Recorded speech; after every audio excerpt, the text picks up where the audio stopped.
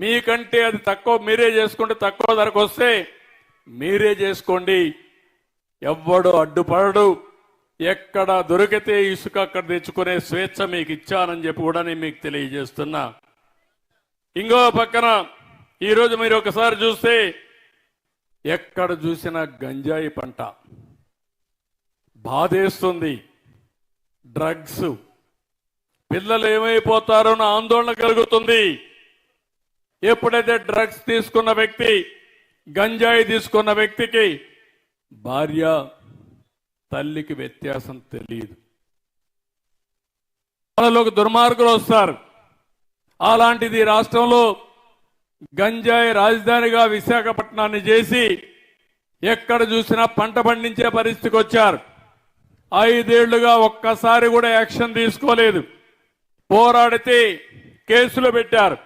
ఈ రోజు నేను చెప్తున్నా, ఎవడైనా సరే గంజాయి గాని ఎక్కడన్నా పండించినా గంజాయి తెచ్చి అమ్మినా అదే మీకు చివరి రోజున మరొక్కసారి హెచ్చరిస్తున్నా. డ్రోన్స్ పెట్టాను.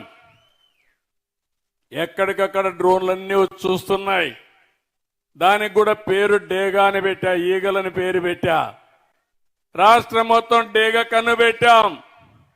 ఎవరైనా సరే గంజాయి పండించినా, గంజాయి అమ్మినా, మత్తు పదార్థాలు అమ్మినా కబద్దార్ జాగ్రత్తగా ఉండమని మరొక్కసారి ఆంజనేయ స్వామి సాక్షిగా హెచ్చరిస్తున్నా.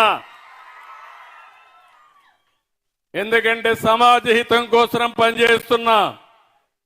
దానికి ఒక కమిటీ వేశాం.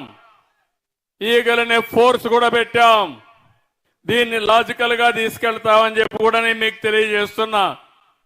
ఈ రాష్ట్రంలో ల్యాండ్ మాఫియా లేకుండా చేస్తాం, శాండ్ మాఫియా లేకుండా చేస్తాం, గంజాయి మాఫియా లేకుండా చేస్తాం.